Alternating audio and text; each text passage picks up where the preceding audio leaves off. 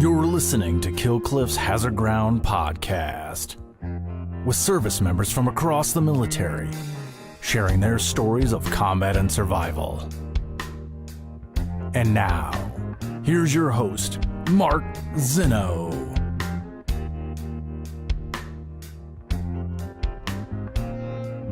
Welcome into the Hazard Ground podcast. As always, we appreciate you joining us each and every week. Before we get to this week's guest, who is a current Marine still serving on active duty with an amazing foundation that can benefit veterans and current service members.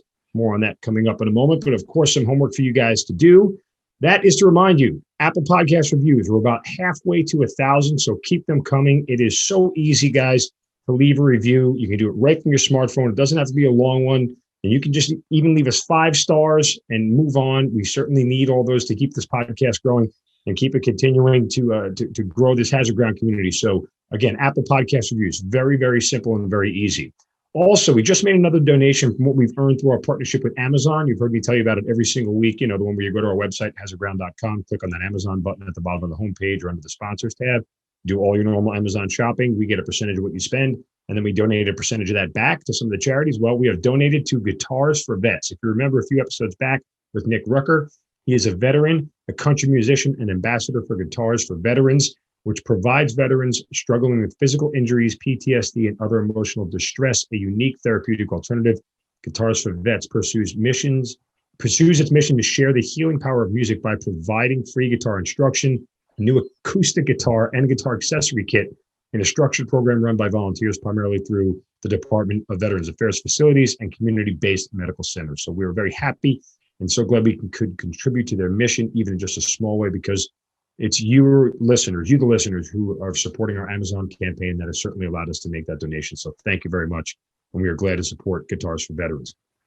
Also, a reminder, all of our video episodes that you're watching right now, and you may just be listening to the audio version, but if you don't know about our video program, of course, you can get it on our YouTube channel and Kill Cliff YouTube channel and the Kill Cliff app. But also now all of our video episodes are available on our website, hazardground.com. So you can go there as well. Remember, keep up with everything that we have going on with the website, hazardground.com. But now also you can get all the video episodes there as well. Now let's get to this week's guest, who is a current active duty major in the Marine Corps. He has 2 deployments to Afghanistan and another one to Australia. He has a Bronze Star with Valor and a Purple Heart. And he is also the founder and president of Patrol Base Abbate, which is a support organization that offers free of cost retreats in Big Sky Country. And it is named after Sergeant Matthew Abbate, who was awarded the Navy Cross for his actions when he was killed in action in Afghanistan. He is Thomas Schueman joining us here on the Hazard Ground. Tom, welcome, and thank you so much for being here. Hey, man, thanks for having me. All right, great for you to be with us. I have never been to Big Sky Country, so I'm excited to find out how I can get a free trip. Just kidding. That said, an amazing organization. And, you know, I spent some time reading Sergeant Abbate's citation for his Navy Cross. Yep. Just incredible heroism and the things he did to keep his fellow Marines alive were certainly noteworthy and God, just sounds like an amazing soldier. So we will hear more about Patrol Base Abbate coming up. But start back at the beginning for you and how and why you ended up in the Marine Corps. Sure. My story, I think, is pretty boring, but you're the host. So 9/11 happened, and I was in high school, and it's what's incredible is at the Naval Academy is I teach all these midshipmen, and they're like, well, I was 5 years old and I went to the air show and I knew I was gonna be a Marine jet pilot. And I'm like, I was 5 years old, picking my boogers, watching Teenage Ninja Turtles, and didn't have anything in my life figured out. And so somehow all these people that I teach all had their life figured out well before me. I don't have family history in the military, never. Up until that day, I had no aspirations or idea that I would join the military. That day happened, and I said, "Oh, I got to do something about that." Knowing nothing about the military, being as boot as you could possibly be, I didn't know how that would shape up. I went to Loyola alums here on the call all around, and they had an ROTC program. I didn't even apply on time. I didn't get the scholarship, but I just showed up and I said, hey, you guys do something about the military. I think that's what I'm trying to do. And they said, yep, go to this little fake boot camp week up in Great Lakes Naval Base, run around. And by the end of that week, I said, well, I've been hanging out with the Navy guys and there's a couple Marine guys, and I think the Marines probably is a better fit for me. And so and then there's a civic duty aspect in that my mom had me when she was 19, became a Chicago cop, worked her ass off, and provided me opportunities that she never had for herself. And then we went from being very, very poor, food stamps, living in cockroach infested apartments on the south side of Chicago to I was able to go get a halfway decent education at some point, something that she could have never dreamed of for herself. And I said, at 17, 18 years old, this is a pretty special place that you can, that someone can go out and work and create opportunities. And I think, America's like a bank. If everybody takes something out and no one puts something in, it doesn't work that way, right? And so someone's got to put those deposits in, and I felt some civic duty to go put a deposit in. I got to ask you, who is your favorite Ninja Turtle? Yeah, it would be Leonardo. I'm more of a Donatello guy, but that's because he was really good in the video game. But anyway, sure. So no background in the Navy or in the Marines. What was it about the Marines that you said that this fits me better? What was the draw? I think my story is one of where are the higher standards, where's the greatest challenge, I think. And it was just, I was freshman or fourth class, whatever you want to call it, in ROTC. And I looked at the seniors who are Navy and seniors who are Marines. And I said, I think I'm smoking what they're rolling. I'm picking up what they're putting down, and, went that way. And then I got the TBS, still not knowing much about the Marine Corps, and I saw the infantry officers and the non-infantry officers, and I said, I think there's something about them that appeals to me. And then I also saw my peers who said they wanted to go infantry on the first cold night that we had out in the field in Quantico. They said, oh, I don't want to do any of that anymore. And I said, well, if you don't want to do any of that anymore, I do want to do that because you don't want to do it. And that's, same thing. That's how I ended up going to recon. That's why I ended up at Georgetown, for graduate school. It's just where's the next big challenge? Where are those standards? What can get me out of my comfort zone? And I think that is kind of always the appeal for me. Now, forgive me for not being so familiar with the naval selection between who goes Marines and who doesn't, but was it you decided to go Marines and there was no objection? Did you have to earn your certain way through ROTC to get to be a Marine, or was that automatically just what you chose and they gave to you?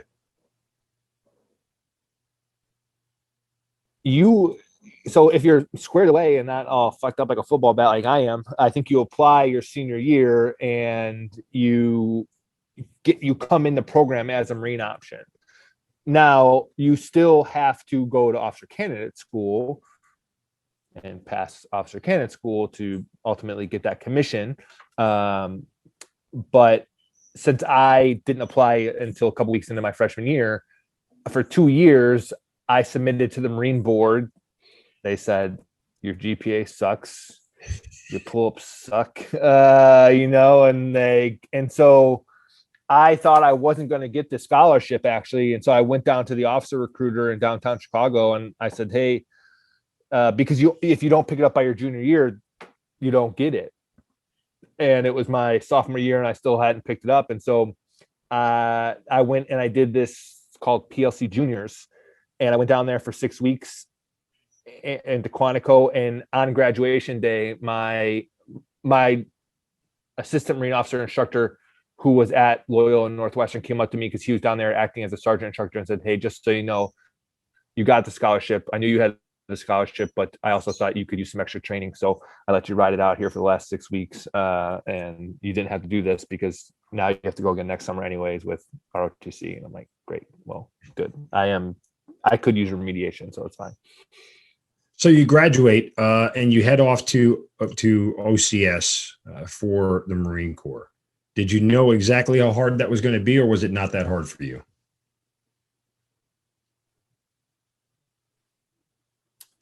ROTC or ROCS?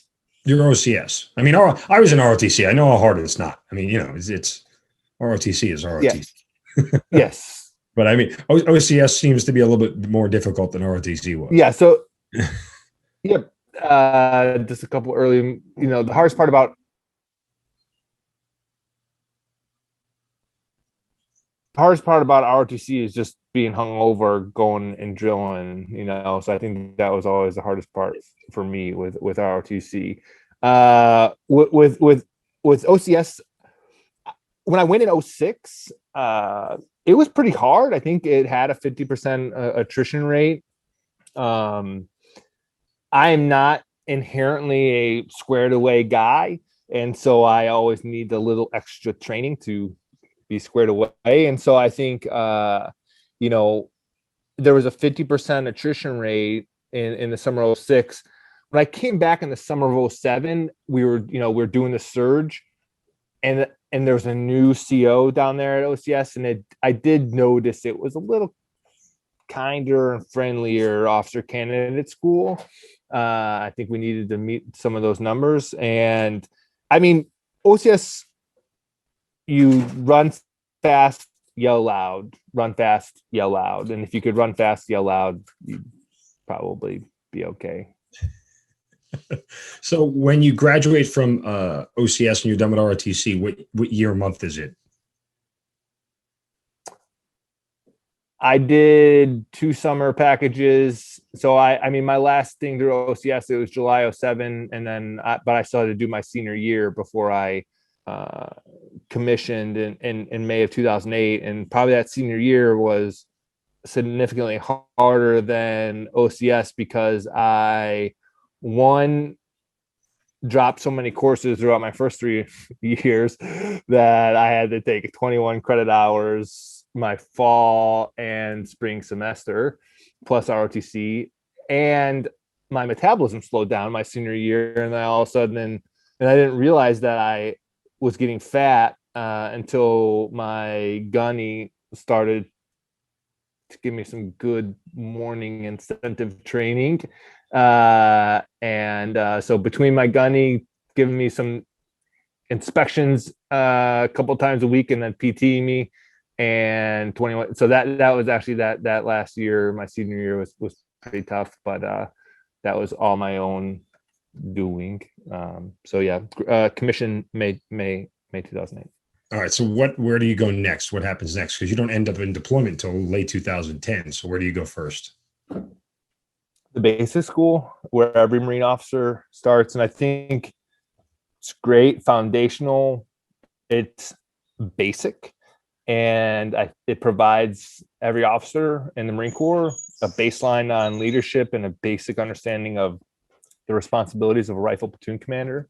So, our lawyers are there, our pilots are there. And so I think there's value. I didn't love it, but to me, it was really a stepping stone to what I wanted to get to, because at some point I did start to really want to be an infantryman. Probably a month or 2 into my time down there, that I was very, every time I met with the captain who was in charge of our platoon, he'd say, what do you want to do? Infantry. And so to me, it was just a stepping stone to get to kind of where I wanted to get to, which was IOC. And so immediately following the basic school, officers will then go to their MOS schools, to whatever respective community they're in. So I just went right across the street there in Quantico over to the infantry officers course. And so there's a series of me kind of like just stumbling through things, kind of just 9/11 happens. And then I go show up to this ROTC unit. And then when I was out running wild in the woods out there at IOC, at some point I said, yes. I didn't know for many years. I've just kind of little like a bumblebee, just bumbling around, hitting, but now I am in fact right where I should be doing exactly what I should be doing. And I guess it was still an assumption, because that assumption I don't think is confirmed until you're under fire. But I think at some point shoot machine guns and rockets and ground fighting and running wild through the Quantico woods, I said, yes, I think this is what my calling is, actually. Right. So then you end up going to 3-5 Marines, which is a historic, very notable Marine unit in Camp Pendleton. We've interviewed several people on the show who were part of that unit over the course of the entire war on terror. But did you realize when you went there the level of unit you were going to? Yeah, 3-5 gets some right. I read as I was driving across the country from Virginia to Camp Pendleton, I was reading With the Old Breed by E.B. Sledge. And I can't tell you how motivated and excited I was to be reading about Kilo 35 on Peleliu and Okinawa, and to be joining Kilo 35. And that's where I ended up. And I'm reading, reading the final pages of With the Old Breed while I'm sitting in the Kilo 35 office. And right outside the office, there's a picture of Sledge and all those guys out on Peleliu. And, our call sign was Sledgehammer, based on E.B. Sledge. And what an incredible legacy to inherit and to uphold. And so, I Sledgehammer 1 actual, 1st Platoon Commander, and my platoon sergeant, after I fired 2 of them, would end up, he was a Phantom Fury 3-5 vet. So he had been shot during in 04 with 3-5 during Phantom Fury. My squad leader was a Fallujah vet. He went to the 07, 08 deployment with 3-5. So I had a lot of respect and appreciation for our unit's history. And I think if one thing we can definitely give the Marine Corps credit to is we know our history and we know our legacy and our stories, and we do a good job of capturing that in everything we do. And so, I had an appreciation for the unit that I was reporting into. When you got there, did you know how quickly you would be deploying? When we got there, we were headed to a MEU, so the Marine Expeditionary Unit out there in Okinawa. It was a crappy time. The Marines that I inherited in 1st Platoon had just gotten back from a MEU to Okinawa. And they were the first iteration of 3-5 to miss the war in several years. And so all their seniors and were all combat vets, and they all joined to go to Iraq, and they were the crew who missed the war. And so they were a little bit jaded and cynical, and then I come in and I'm full of piss and vinegar, and I'm like, come on, boys, we're gonna prepare for combat and let's get after it. And they're like, no, we're going to Okinawa and we know this song and dance. And people were pretty belligerent and morale was pretty low, and it was tough. Our Christmas safety brief, the battalion commander, now General Morris, said, hey, we're going to Afghanistan.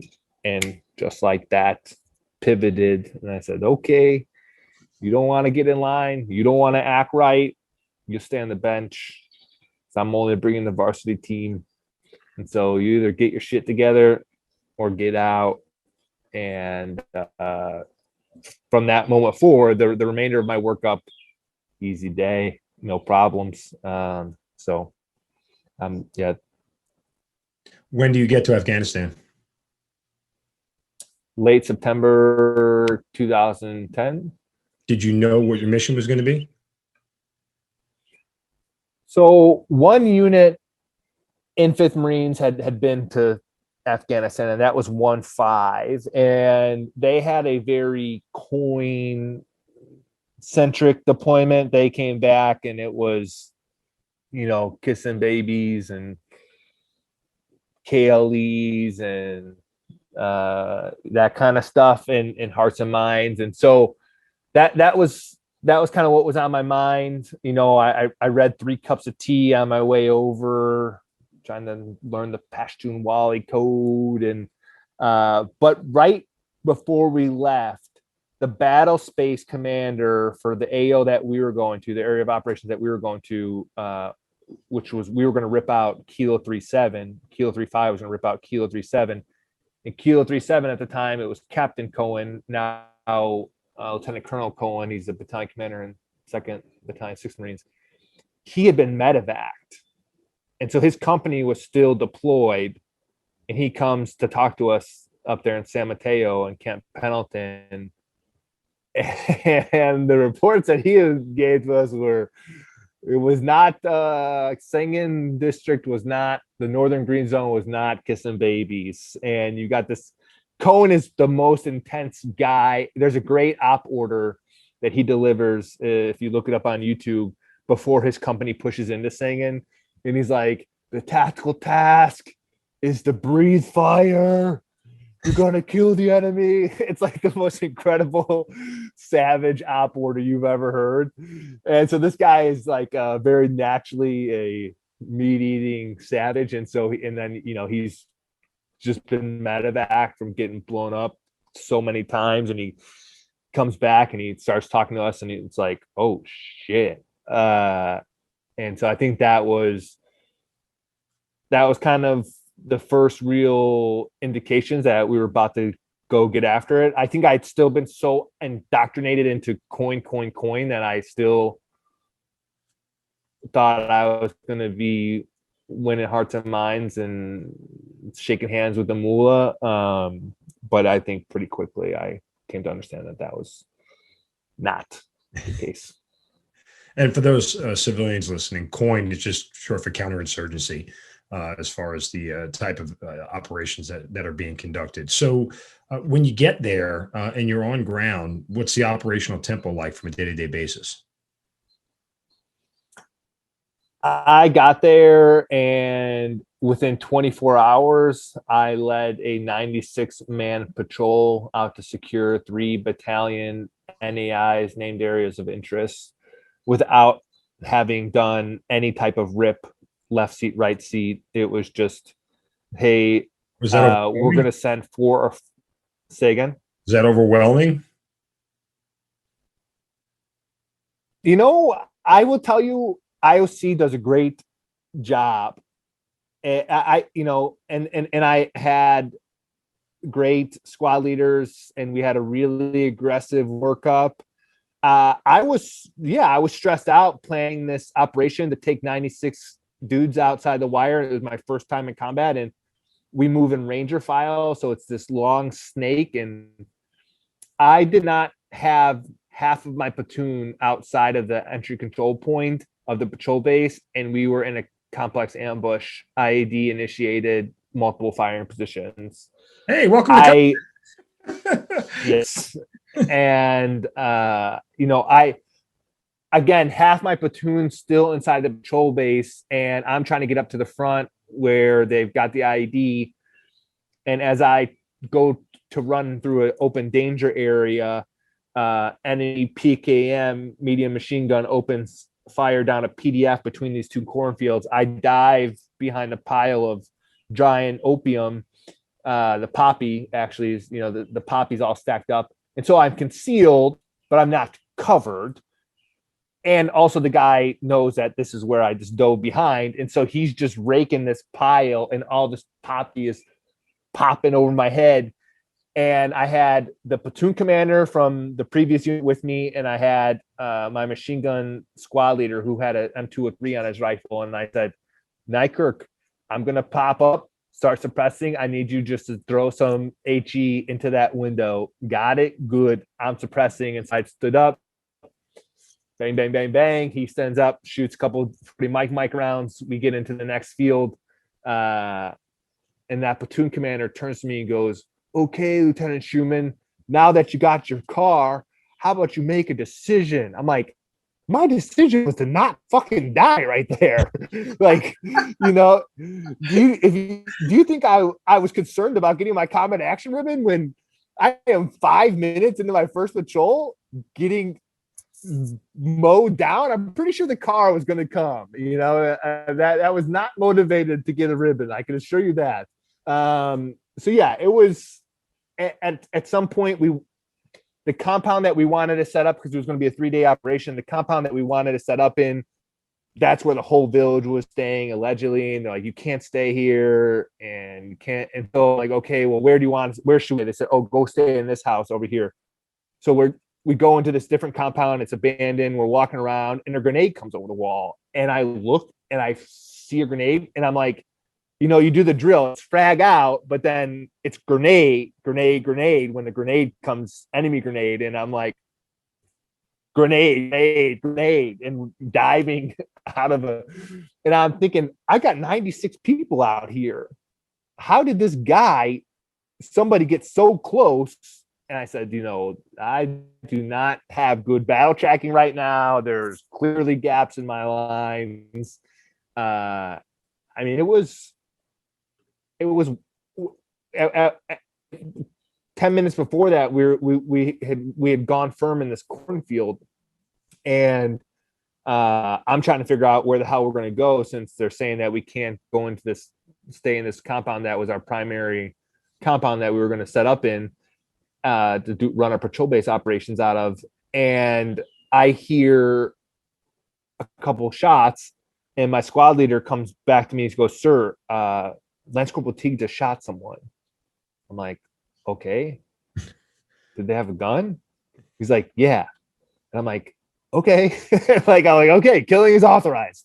So like that was wild. And then I hear some mortars landing. I'm like, are we being mortared? Are we firing mortars? We're firing mortars. I get a hold of the mortar section that I had out with me. I said, did you guys just fire some mortars? Like, yeah, we saw some Taliban egressing after the sniper shot at them. I'm like, I'm pretty sure we got to get mortars cleared by somebody before we just start firing mortars. We got rotary wing flying around. Like, you can't just be shooting mortars. You got to talk to somebody. And I mean, yeah, so it was wild. But I mean, that's ultimately, to use a phrase, that's popping your cherry in a way that is unique, to say the least. It was yeah, absolutely. And the other, our sister platoon, I was first and second platoon.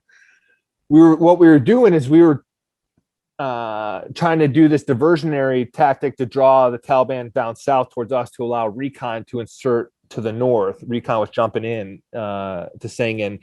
And so I went out one way of the patrol base, and then second platoon went out the other direction. And second platoon, same thing. They weren't even halfway outside the patrol base, and they had 2 Marines shot, and one of them was a corpsman.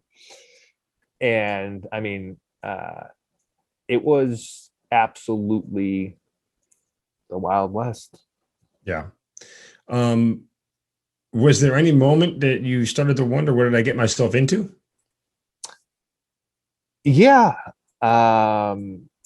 We were taking casualties at such a rate that I just thought, there's no way we're not going to make it. But I think the hardest moment for me was my best friend Cam West. So I was first platoon commander, Cam was third platoon commander, and then Will Donnelly was second platoon commander. And we'd all been the TBS together, infantry officers course together. We were all roommates out there in San Clemente, outside of Camp Pendleton. And we had just had a big mass casualty. That's when Abbate got his Navy Cross, and then so 3 or 4 dudes killed there. I think in the first 2 weeks we had 14 killed in action, and already 50, 60 wounded as a battalion. And Cam was this guy who's this larger than life figure, kind of this John Wayne. And I was out on a patrol, and I heard the medevac for 3rd platoon over the radio, and I was in my own firefight at the time, and you can hear, like, we call them the zap numbers or the kill card numbers, right? And I could hear that. I was pretty sure it was Cam. And they had one routine casualty KIA, one urgent surgical, looked like it wasn't looking good. And I knew the KIA was definitely his radio operator, Lance Corporal Belk, which platoon commander and the radio operator are always very close and in proximity to one another. And so I got to get through this fight that I'm in, and I came back inside the wire, and Will Donnelly met me at the gate, and he was second platoon commander. Will would end up being killed a month later in the Battle of Thanksgiving, and Will said, Cam's been hit. They don't think he's going to make it. And at that point, it was just too much for me. I had to find an area to be alone, because I didn't want my Marines to see me like that. So the only place I could find on the patrol base was the detention facility where we kept the enemy detainees, and we didn't have any at the moment. And so I went and I closed myself in there, and I had a real moment. I literally was weeping on the ground, and I finally kind of pulled my shit together, and I said, you got to get your shit together. And I went up to my little mud hut, and I had stored away a Snickers bar at the bottom of my pack. And I said, you're going to need this Snickers bar for a rainy day. And it's going to be your little morale boost. I did not anticipate that within 2 weeks I would be tapping into that morale reserve, but there I was. And I opened up my pack, and I start to dig through it, and immediately it's apparent that a bunch of rats had been living in my bag, and they chewed through everything and shit and pissed all over my bag. And by the time I get to the bottom of my bag, all that's left is a chewed up Snickers bar wrapper. And that's what broke the levee. That was too much. I could not.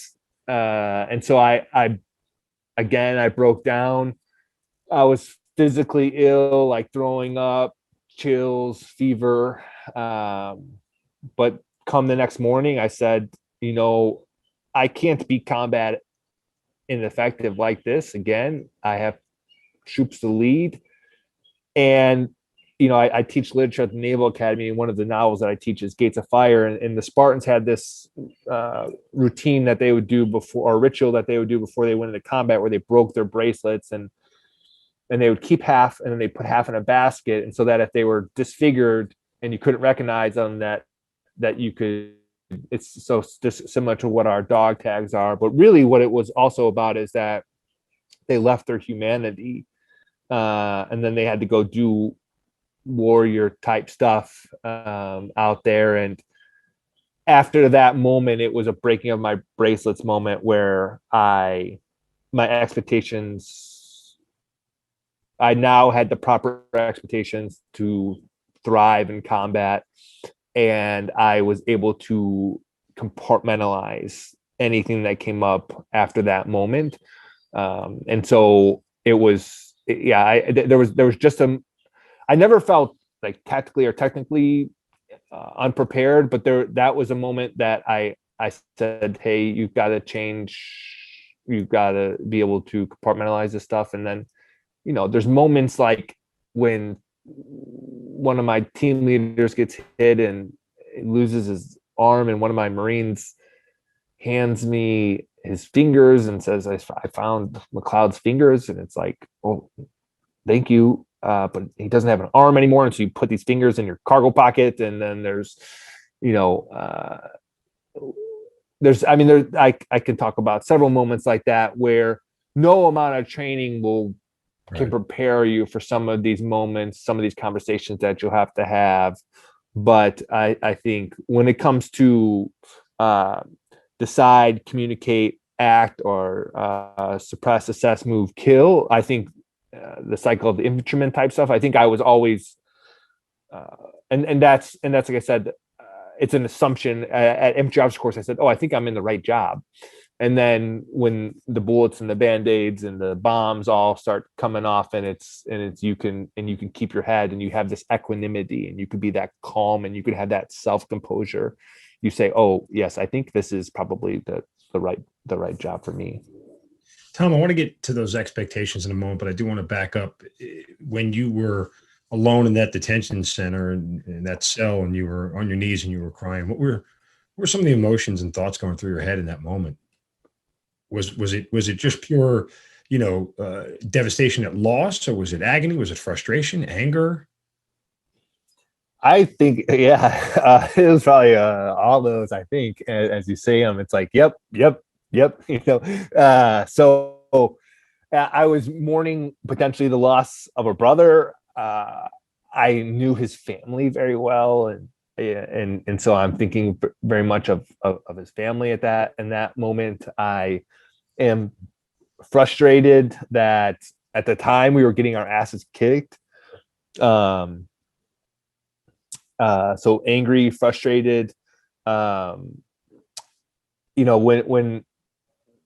November 9th, the day that I was wounded, the much more significant thing that happened that day was that Robert Kelly was killed that morning. And Robert Kelly, another platoon commander, his dad, General Kelly, you may know. And say that again. That General Kelly, that was his son. Yes. Oh wow. Yes.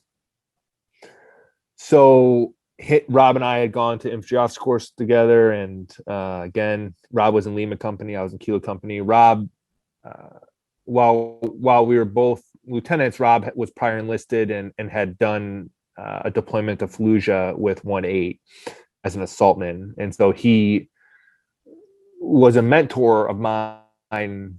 He was older and much wiser, and someone who I really looked up to and admired. And my last day in America, I spent hungover on the beach with General Kelly and Rob's family, because they had rented out a little cabin there on the beach in Camp Pendleton. And so Rob calls me and says, hey, my dad wants you to come join us for this barbecue. And I'm still sleeping at noon that day, because it was our last day before we deploy. And but I'm like, well, I'm not, obviously I'm going. The general says, come out, I got to come out. And as soon as you get there, what does he do? Hands you a PBR and says, hey, Tom. And like, you're just like, yes, sir. Right. So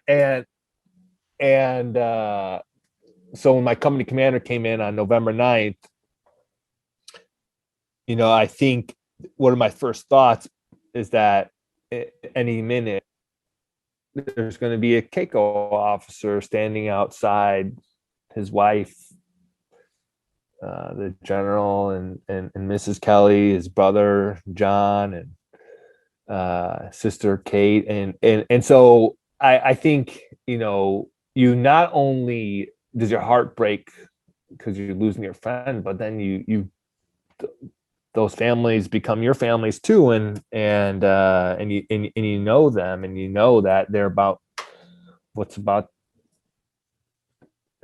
that knock at the door, what's going to happen when that knock comes at the door. And so I think that is very difficult as well to deal with. With all this loss that you're dealing with as the beginning of this deployment happens, and prior to your injury, are you ever fearful of your own life? I mean, we talk a lot about coming to grips with your own mortality because combat forces you to do that, and how people handle that in different ways. Was that ever a thought? If you watch all these other Marines and friends of yours get killed and get wounded, and are you thinking, I'm not making it out of here alive?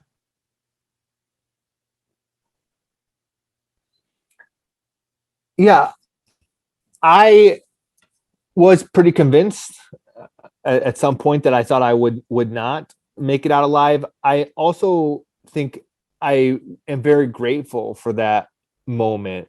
I think that moment that said, hey, none of this shit is guaranteed. And if you get this opportunity of this incredible gift called life, what are you going to do with it? And up until that moment, I had been living like a boy. I was doing things that boys do, and I said, you need to be a man if you get out of here. And you need to, and so it just crystallized my values. It helped me determine what was important. And so it was only through that very close proximity to death that I become that I have my own hero's journey, where I said, I know now that when I come back, what needs to be done if I am afforded this opportunity. And I'm going to live in a way that honors these sacrifices, and I'm going to make their lives count and make it meaningful, make their sacrifice meaningful. And so I think that was a critical component. But was I think I call it the luxury, of leadership, is that you don't have a whole lot of time to worry about yourself. And I think two things enabled me to be pretty free on the battlefield. My faith in that, I punched my card. I think I'm probably going somewhere better. It's no big deal. And then it's just, I didn't have time to be worried about myself. I had 25, 30 sons at any given moment out there. And when you're a parent and your kid runs out in the street, you don't think like, oh, well, what, the car might hit me, right? You just go out, right? You go. And so it's just, I would do all kinds of crazy shit. And when I would be done, I remember a couple times, like Lance Corporal Beaver be like, "Sir, you're fucking crazy." And I'm like, "Beaver, like, we had to get over there."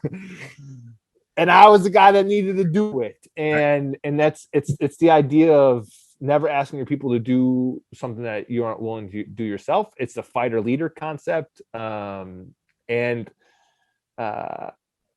Although it's cheesy, it does happen in reality, where you're going to be in a bad situation, and guess who everybody's going to little turkey peek at? They're going to look at you, and they're going to say, "All right, this sucks.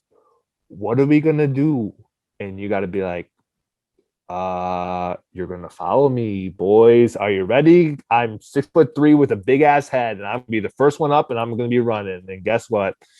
They're going to be, that PKM is just going to follow me, and you're going to run behind me. Everybody ready? Let's go. I'm Oscar Mike." And so, I think, but I also think it's important to not be victims here, because while we took many punches, we overwhelmingly delivered many more. We absolutely stacked Taliban bodies. And when I was leaving the wire, I read, I teach literature, and I read a lot about fear. I don't know if I had, even, I had 19 casualties in my platoon of 35. I still, every time I went outside the wire, thought we had the advantage, right? And I thought, if I'm the Taliban, I'm like, oh fuck, here comes platoon. Like, fuck. Like, they're like, and I had 35 badass dudes carrying machine guns, rockets, grenades. And, in a couple minutes, we could have artillery, mortars, close air support. So I think, at no point did I, again, in that first week or two, I think I was feeling a little bit victimized.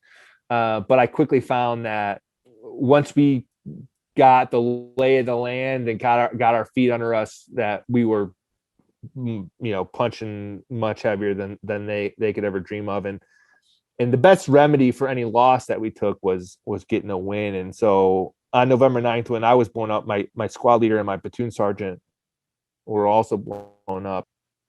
Yep. And so Sergeant Humphrey is missing one leg below the knee with just two bones sticking out. And then his other leg is from the knee to the top of his boot. It's just a bone. There's no skin, muscle, anything. It's just looks like a bare bone. And then I look to the left of him, and my platoon sergeant, Staff Sergeant Henley, is bleeding out the ears and can't get up. And I'm like, this is a bad fucking day. And I get down, I start treating Humphrey, and Humphrey saying, first he wants to confirm, which every amputee, I could tell you, the first thing they want, that when they're still alive, they want to make sure their junk is all there. And then, and then the next, by the way, for those who don't know, that's 100%. Because look, and this is purely man biology, right? Everything else after that is negotiable. I can live without legs. I can live without arms.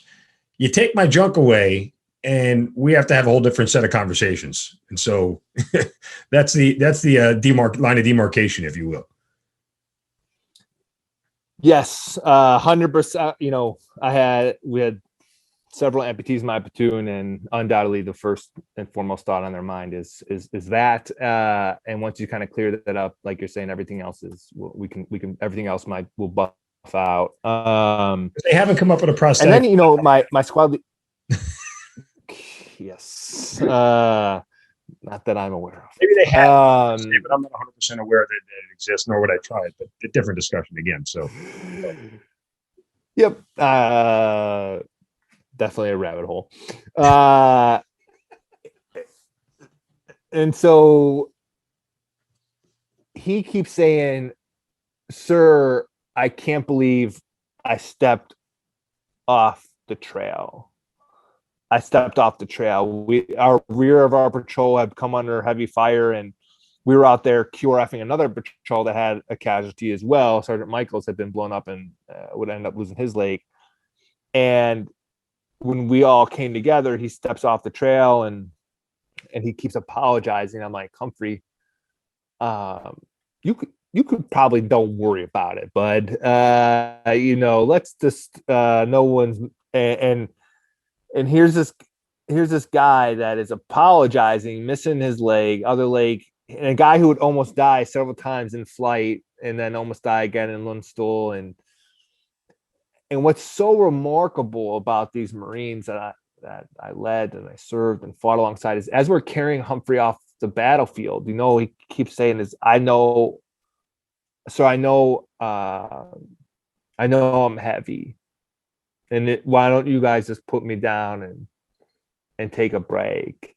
A guy that they would have to resuscitate on the flight moments before he dies. What are his thoughts with us? His thoughts are with his Marines, saying, "I know and that's, man, what a privilege it is to serve men like that." And so I get back and they say, "Oh, you get on the helicopter with these guys." And I said, "I can't fucking get on the helicopter with these guys." My platoon sergeant and my squad leader both. I mean, you talk about testaments of character. 48 hours later, my platoon sergeant comes waddling off of a helicopter.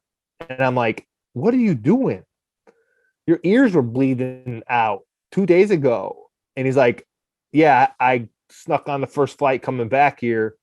And they want to be," he says, "Put me on the patrol manifest, sir. We're going out in a 3-day operation." I'm like, "Staff Sergeant, you can't walk in a straight line right now." And we all walk in straight lines because of the ID threat. You can't come out on patrol.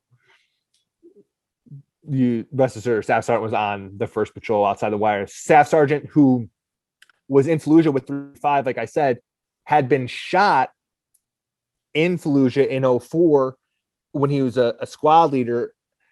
He's going back into the patrol base, gets shot a couple hundred meters outside of the patrol base, turns around and says, "Hey, y'all better stop throwing rocks back there." Goes into the base, and someone comes up and says, "Sergeant, the back of your trousers all red. You've been shot in the ass." Again, they try to medevac him out of country, refuses medevac, back with his platoon a week later after getting shot in the ass. This guy, 2 Purple Hearts, both deployments, both of the most lethal, deadly deployments that the Marine Corps fought in Iraq and Afghanistan. This guy had a one-way ticket out. What does he do?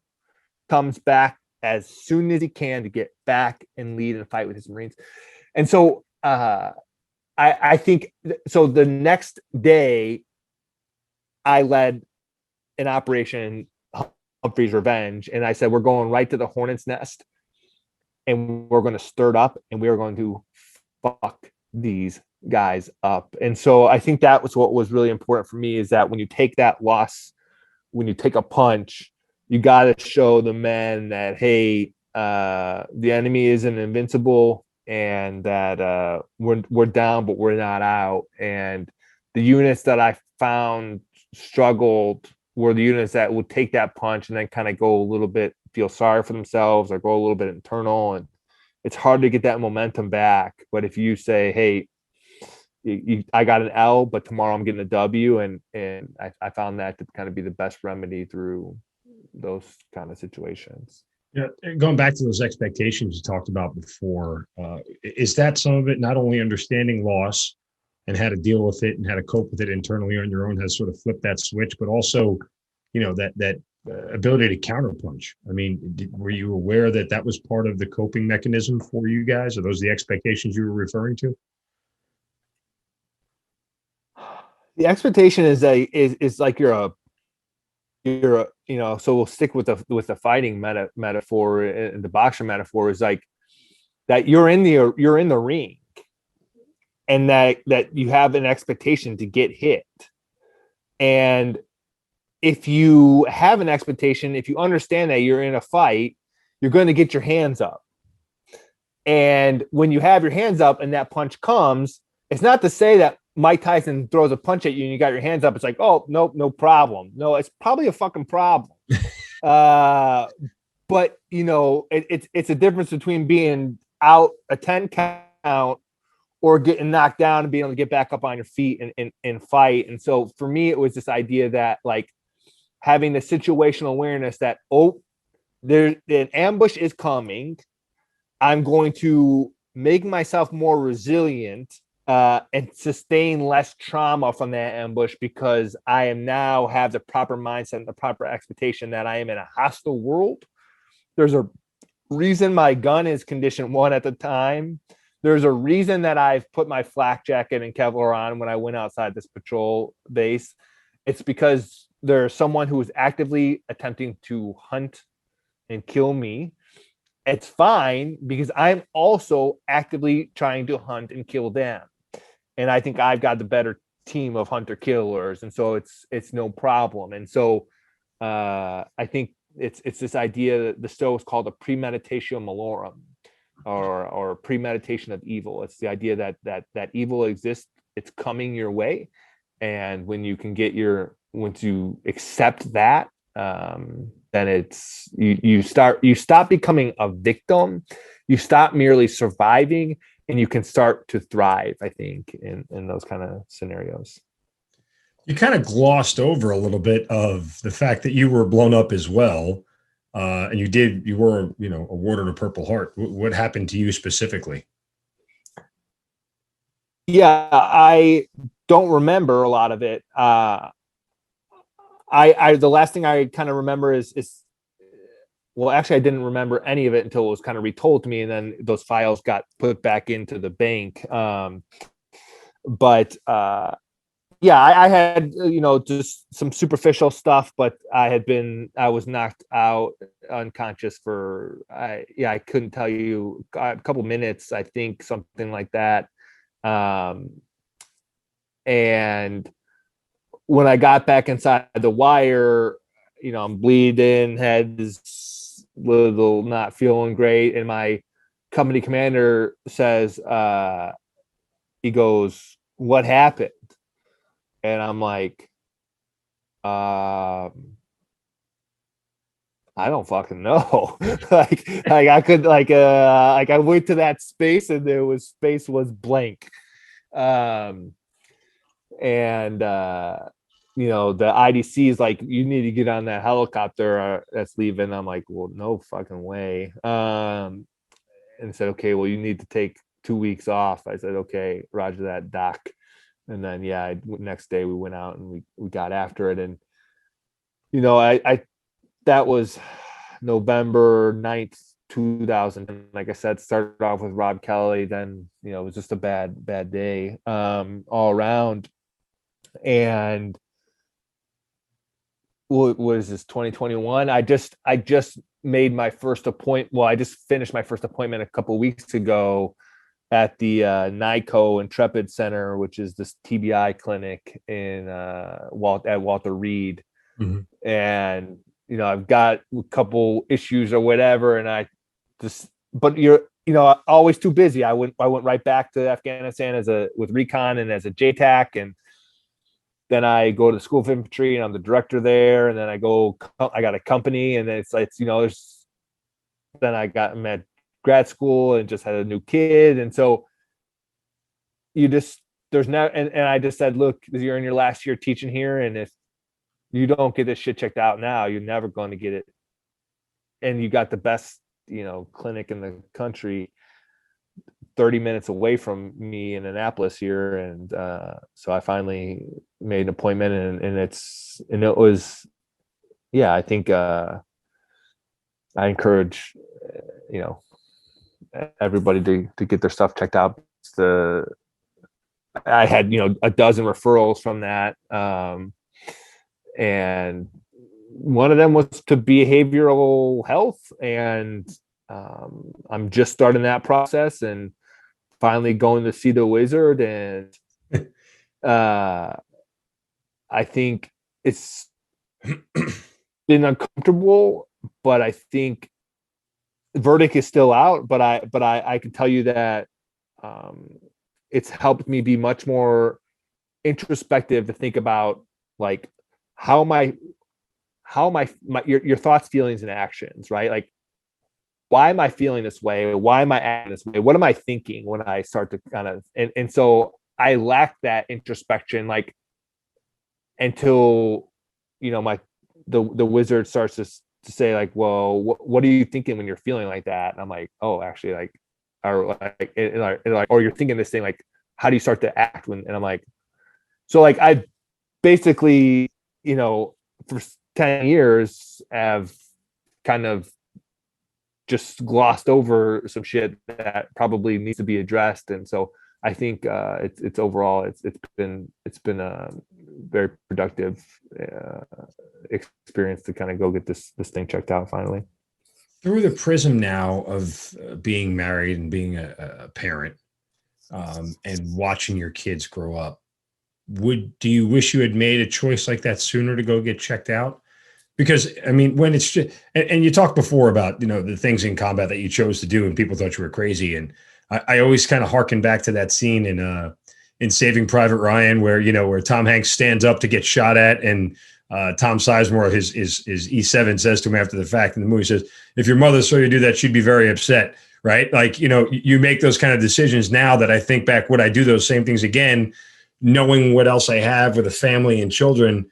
I probably would be a little bit more judicious in my decisions, because there's more on the line when there's more in the rear for you, there's more on the line. Right. And it's always one of those things that I think when you view it through that prism, I just wonder if you feel like you could have made different choices. I wouldn't say better choices, but different choices as far as getting checked out and everything else.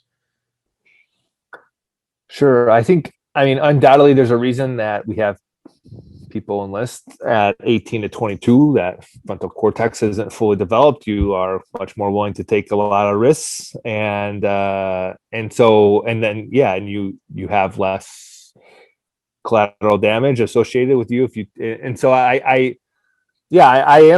I don't know.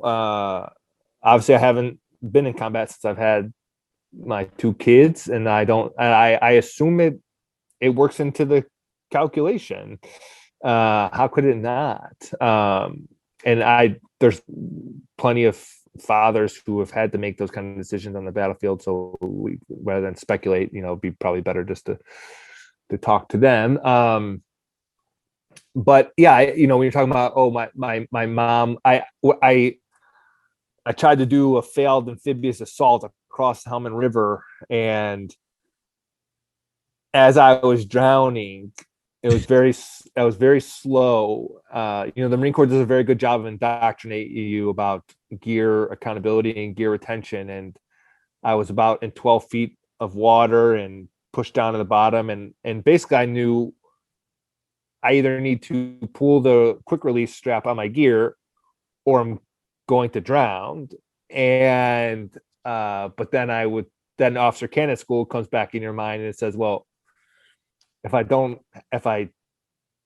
my gear won't be accounted for. And so then you start to debate, quite legitimately debating, is it better to be dead with all my gear accounted for or alive and potentially not have my gear accounted for? And as I started to kind of black out in this little slow scene that was playing out, I thought, my mother is not going to be happy. And that was the only time that one moment was the only time I ever thought about, man, but I think, yes, I should have been checked out sooner. There's always an excuse. And I think it's a little bit of fear, and so I think, I talk all this brave shit that I could do around the battlefield, but then not have the courage to go deal with some hard shit on the home front. And so I think it was a little bit maybe of cowardice, a little bit of fear that I ignored, that there were some clear indications and warnings, some I&W that said you should go get checked out. And I said, no, I'm too busy. And so too busy is a nice excuse, right? But I think it's probably more I lacked the moral courage, and which manifested in not healthy ways. And so I think being more proactive would have been 100% better, because it's all delaying tactic. It's all been a delaying tactic. It's like that shit's not going anywhere. And you got to unpack it at some point. You put it in all those boxes and you put it in that warehouse. And then all of a sudden you get that box, unexpected, return to sender, open up, knock, knock, motherfucker. Mailman's here, got a package for you. It's all the shit you haven't dealt with. And it's like, right. It's like, and you can't say, well, now's not a good time. Could you come back tomorrow? It's like, nope, it's here. It's on the porch and it's opening. Well, I mean, it's such a tough thing to deal with, because compartmentalizing is key to combat survival. Like, you can't get through it without it. You can't bring your family with you to combat. You can't bring any other issues you have. You need the clearest of clear heads to survive on a routine basis, especially when your life is continually being threatened. And so you put everything in a box and you leave it there, and you're okay with it because you understand that you don't need it to survive in combat. There are very few things you actually need, like mentally, to survive in combat, right? You just need to know that there's a person on the left and your right who's got your back and isn't going to let you die. And after that, it's training and chew gum and kick ass. I mean, it's very simplistic. But as you said, so often we put everything in these compartments, and then we get back, we forget to unpack it, or we don't want to unpack it, or we just pile more shit in there by our next deployment or the next mission or the next assignment, whatever it is. And as you said, eventually either it gets so overflowing with crap that it just spills out, or something generates something to open that compartment and you can't run from it. And unfortunately, we see this all too often, that people's desire to escape what comes out of the compartment results in drinking, drug use, crime, whatever it is, suicide and everything else. And here we are. It was crazy because I saw a statistic the other day that there have been 7,000 soldiers, military members killed since 9/11 in the war on terror. There have been 30,000 suicides in that span of military members. So it's nearly a four times the amount of people who have died by suicide since military members since post 9/11 than have actually been killed in combat, which is unfathomable at this point. It's unfathomable that epidemic is going on and we haven't figured out a way to even remotely reduce it. Yeah, that was published by Brown University. A student at Boston University worked on it, about a 37-page report. I just finished reading it as well. And, and when I'm listening to the intro of your podcast, it says, combat and survival. And I said, the survival that's been the most challenging for GWAT wasn't on the battlefield. It's been the home front. It's been how to survive the home front. And I had one of my sergeants kill himself 2 weeks ago. I had one of my corporals, Justin McLeod, kill himself last April 2020. And that, we talk about expectations. And when I'm in combat, I know that I'm going to have to write some letters. And when I just put my daughter to bed and I get that phone call and then I've got to, and McLeod was really tough for me. It wasn't the first Marine that I'd lost to suicide, but McLeod was tough for me in that he had come up on his end of service and right before we deployed, and he said, sir, I was going to extend, but I just had this kid. And I said, well, McLeod, we really could use you, and you're a great shot and you're a great land nav, and do what's best for your family. And McLeod enlisted, even though he had all these baseball scholarships, because he wanted to go to Iraq. And so he got to go to Iraq, and then he had this kid and he said, no, I think I got what I needed. I'm going to get out. And I said, man, we're going to be in a bind without you. And he comes back a week later and says, sir, you're my family too. And I can't leave you guys. You're right.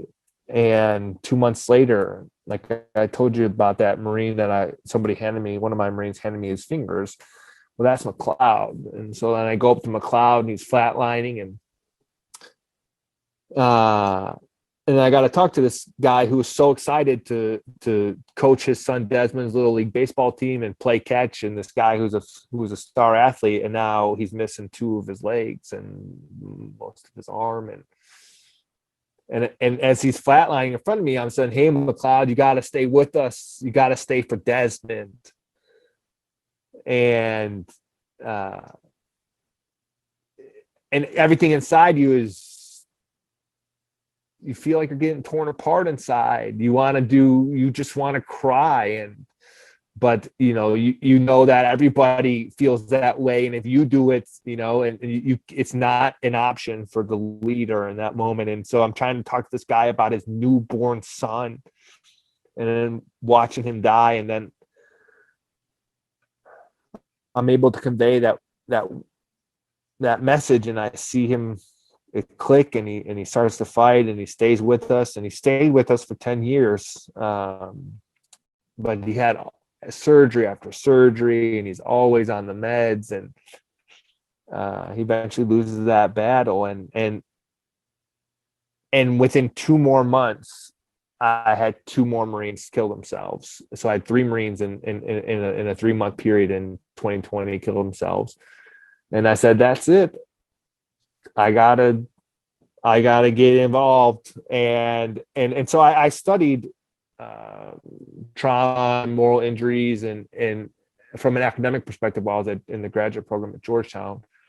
So I was very familiar with this Jonathan Shea, who wrote this work, Achilles in Vietnam. And if you've ever read Sebastian Junger's Tribe, you know this idea of tribe and purpose and why it's so important. And so I start to read VA suicide report after VA suicide report, and the leading proximal cause of veteran suicide was always feelings of disconnectedness and isolation. And I said, okay. And then there was one other statistic that said that they found no clear correlation between suicide in combat, and that actually more non-combat veterans had killed themselves than combat veterans. And so I started to say, well, what is out there that is putting veterans, period, service members, period, in community and getting them connected and helping them find that tribe and purpose? And what I found is, like, if you're SF, if you're wounded, a lot.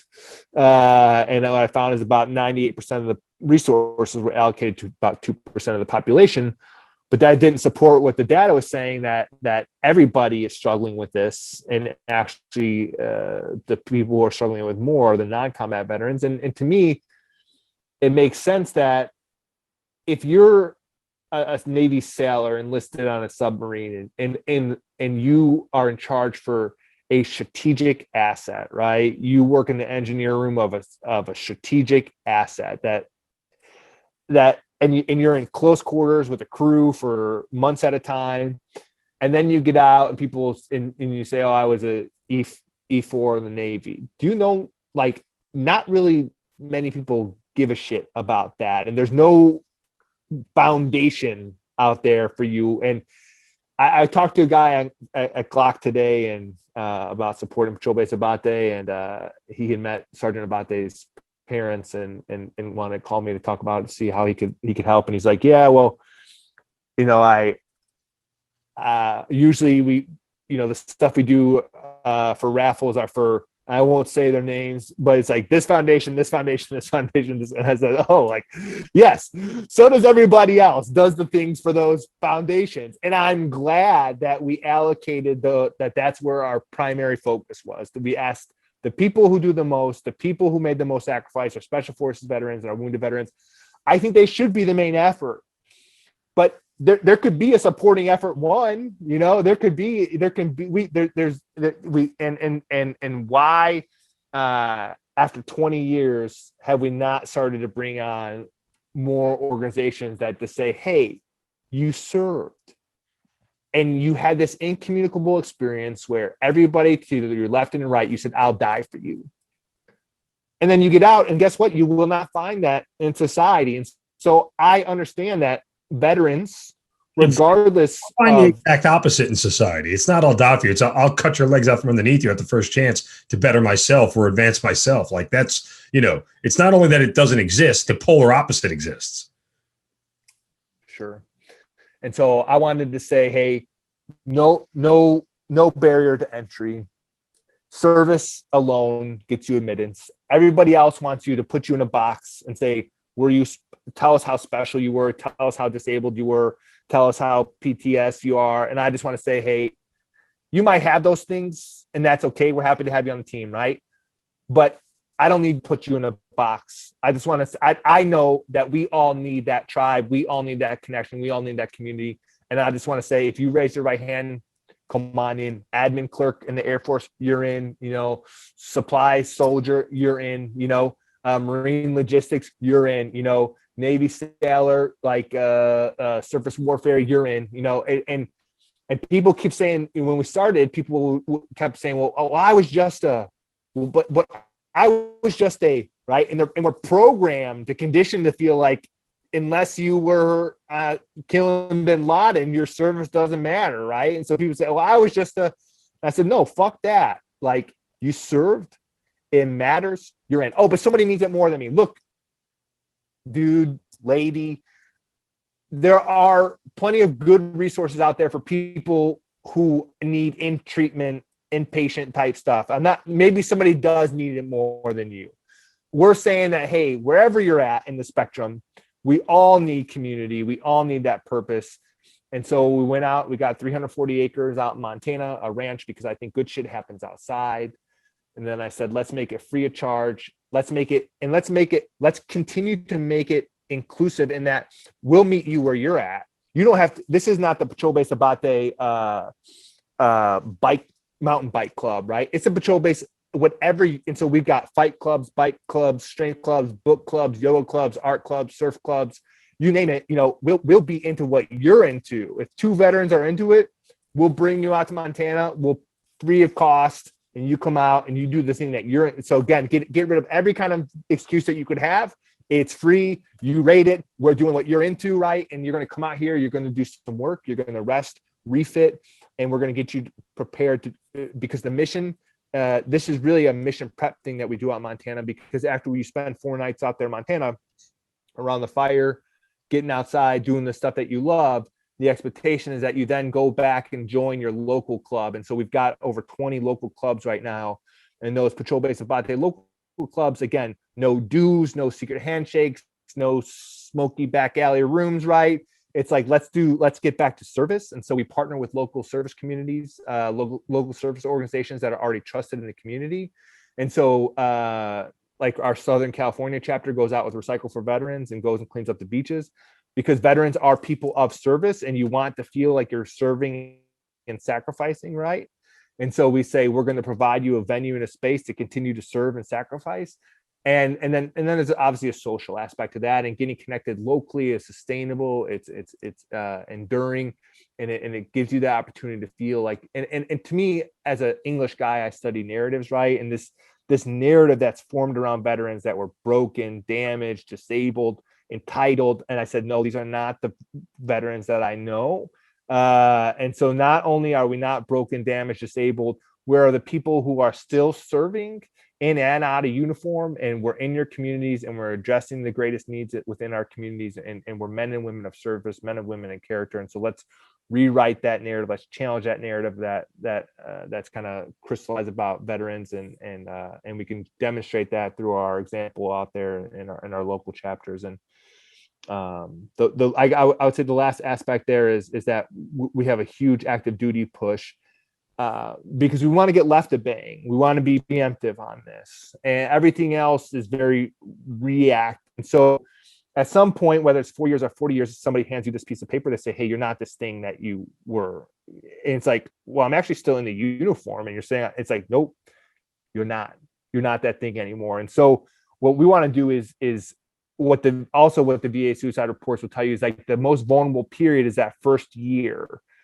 And we want to mitigate that risk that that identity crisis that you feel in that first year by having a natural transition that you've already had that battle buddy, that a Marine in a buddy pair, a soldier in a buddy pair is strong, right? A Marine or soldier alone is vulnerable, right? And so what we want to do is get you that buddy pair, get you in that fire team before you end your service. And so, it's to get a lot more proactive, a lot more preemptive in our approach here. And so,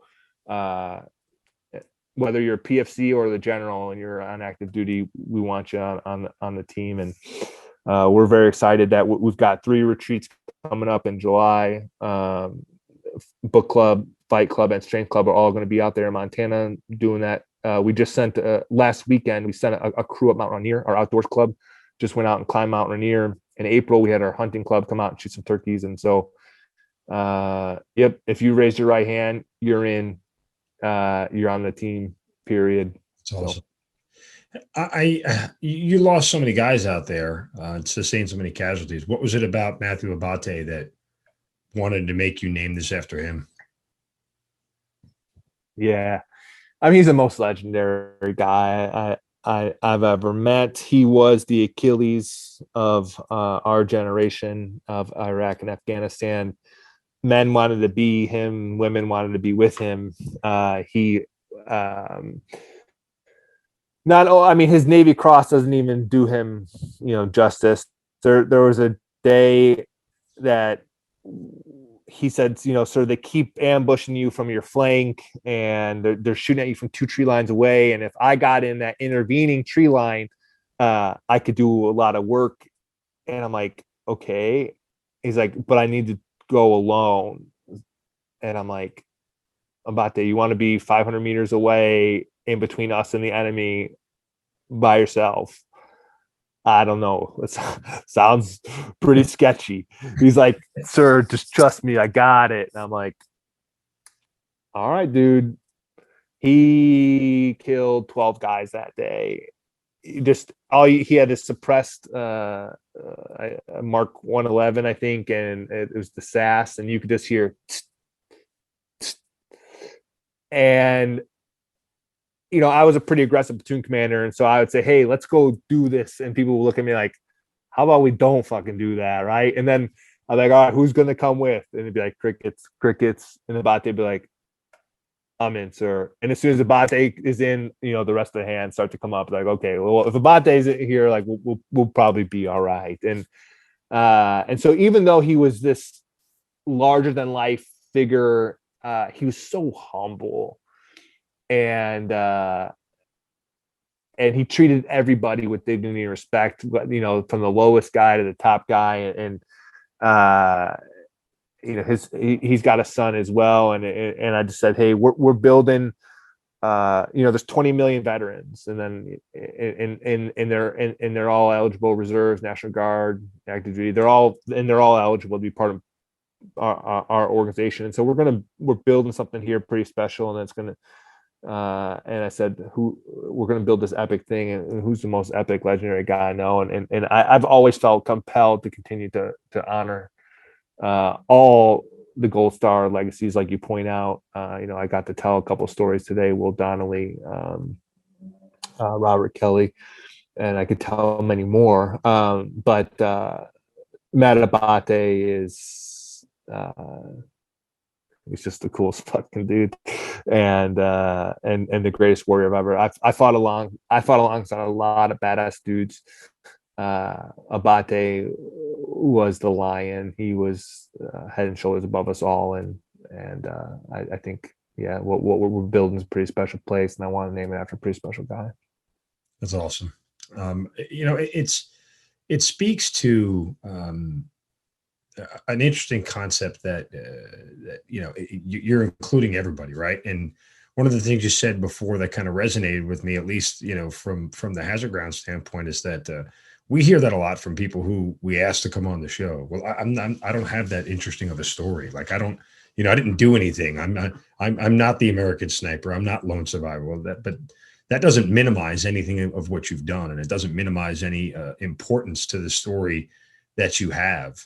And I think one of the great things, and again, I'd hate to, pat my podcast on the back here, but it's everybody's story connects to somebody else.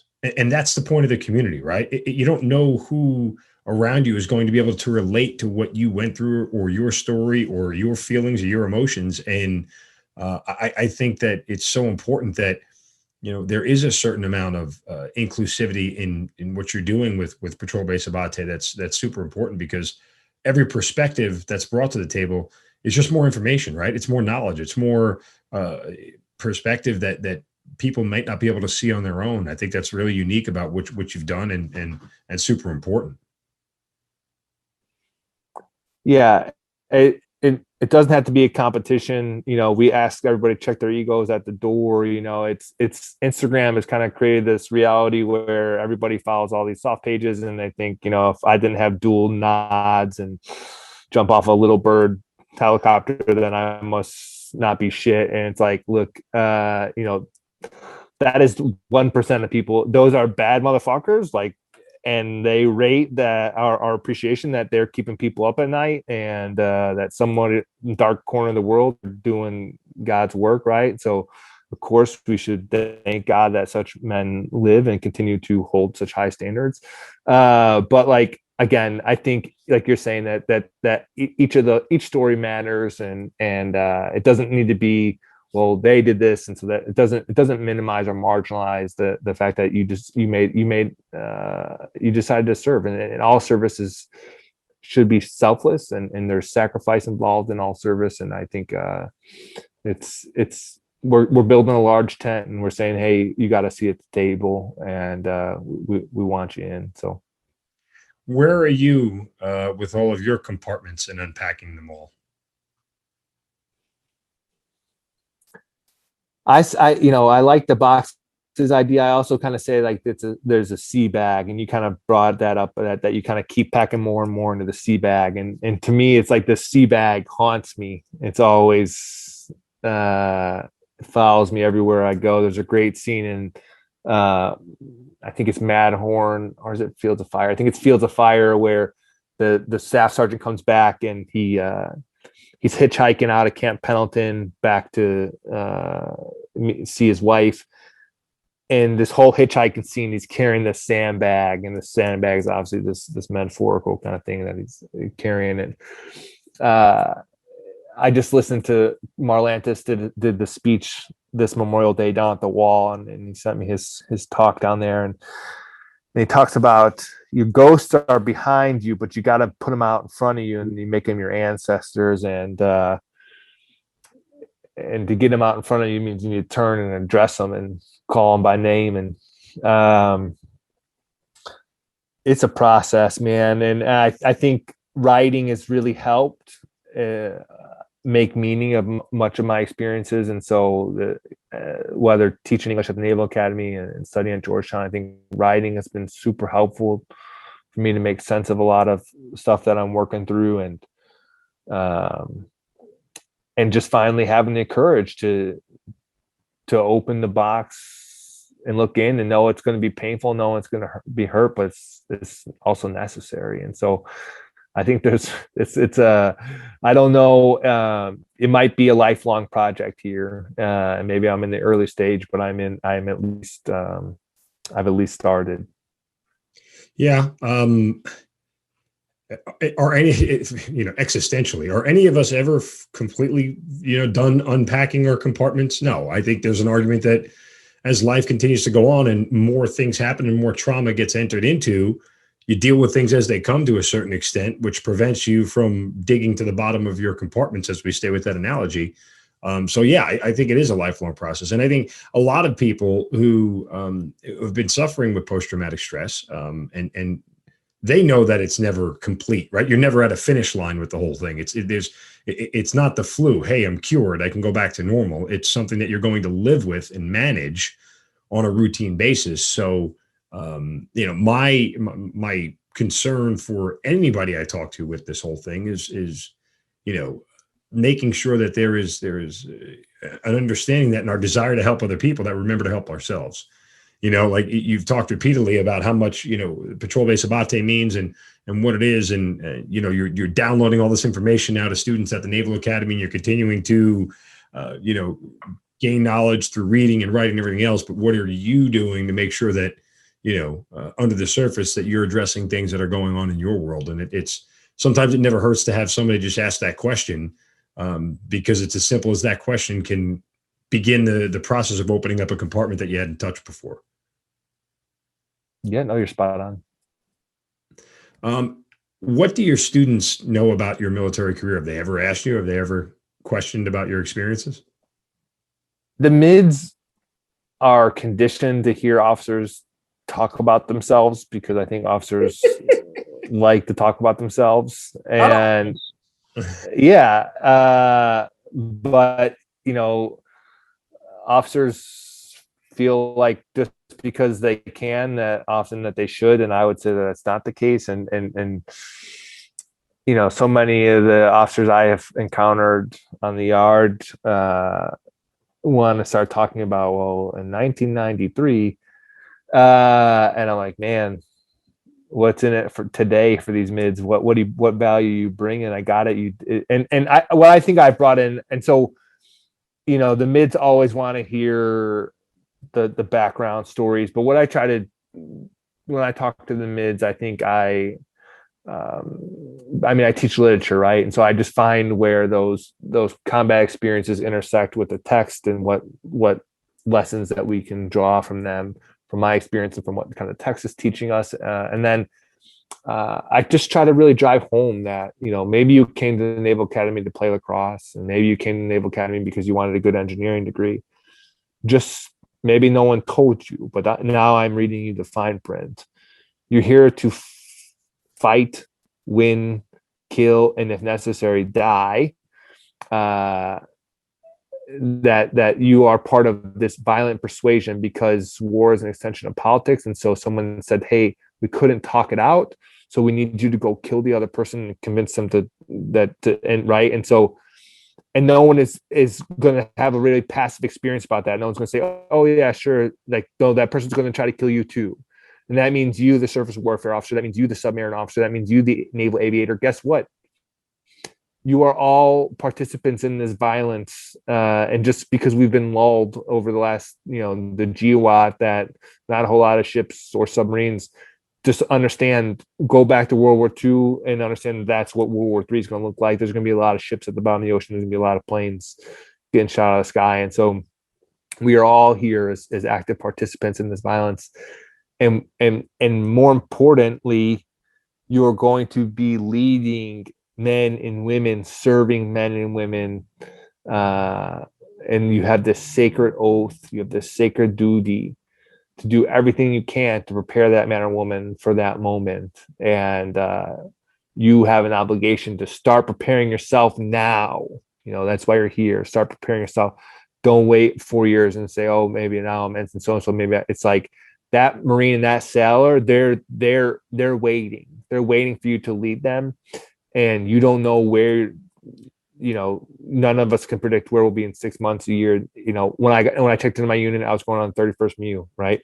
Went to the most kinetic deployment that the Marines fought in Afghanistan. So, and so I think that's the kind of stuff that I try to bring is the gravity of our responsibility, and say we must get to work earnestly because we have this incredible responsibility, this incredible privilege to lead these men and women. So I think that's what I try to do with my experience. You teach English. Obviously, you're a reader. There's a lot of books out there. Do you have a book that you have read that you would recommend, if there was one or two of them, that most closely relates to the combat experience? Is there one that you can think of that you would recommend to people to read? Yeah, Matterhorn.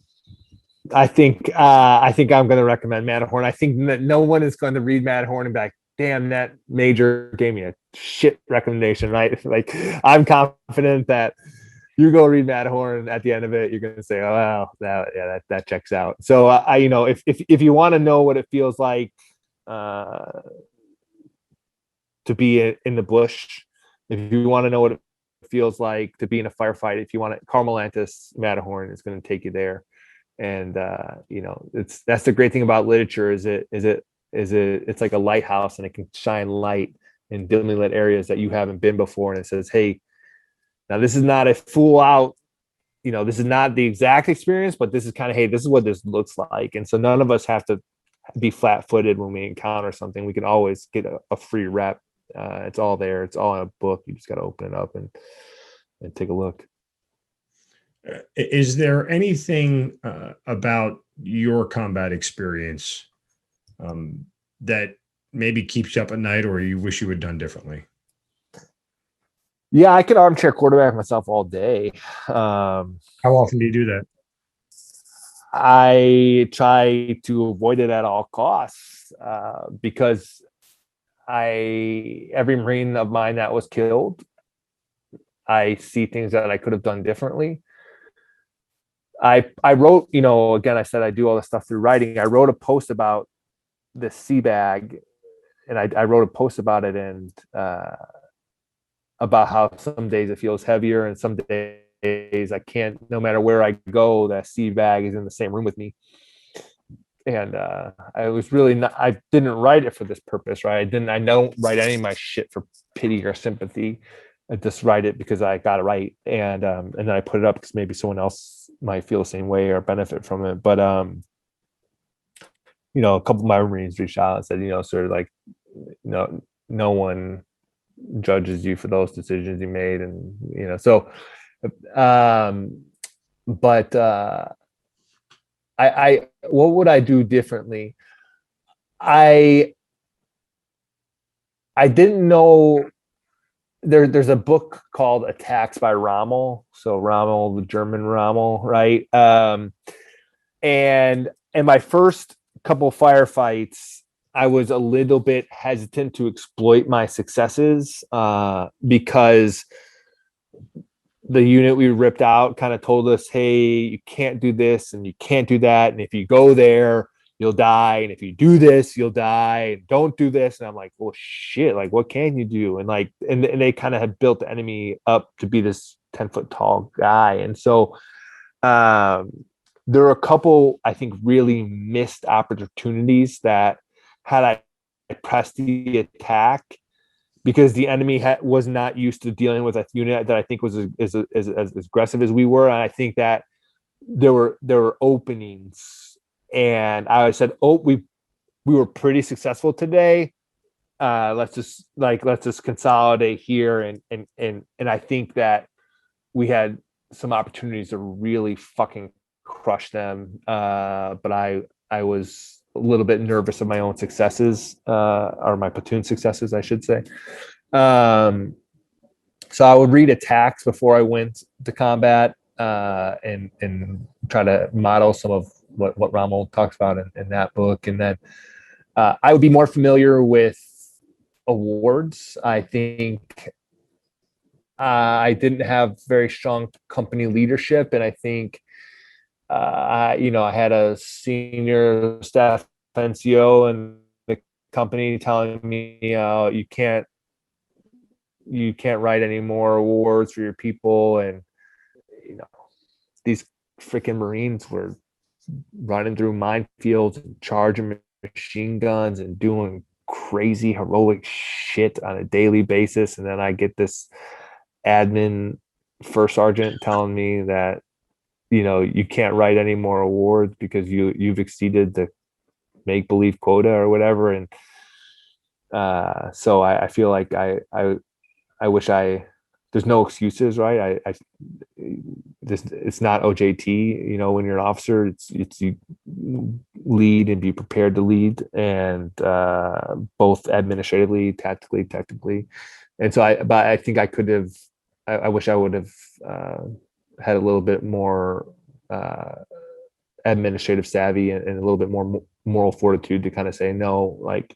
And so I know, and those are real moral injuries. Like, I know guys, awards are such a controversial subject, and some people say, oh, you're just doing your job. Some people will say, oh, like, and, it becomes this pissing contest. It's always a shifting goalpost. It's always somebody has this hierarchy. It's a horrible, negative, cynical subject to touch. But I'll tell you that read any Vietnam book, and it's in the first 100 pages, it's going to talk about medals 5 times. And from my experience, the thing that still hurts guys on the inside is a medal or lack thereof, or didn't get the right medal. And so I think I would have those would starting there, and we could probably spend all night talking about the things I maybe should have fucking done better. But I think overall, what I learned about myself is I can effectively shoot, move, communicate under fire. So like that's, I think I fit the bill, but I think of course there's a couple, and more than anything, it's those ones that are finite, like you're not getting that person back. And so of course there's a couple things that I wish I'd done better on those days. How does your military career end? Do you know what the ending looks like? Do you want to stay for 20? Are you on the back 9 at this thing? And what are your next moves? I head to the Naval War College to go to command and staff next up in Newport. I'm headed there this summer.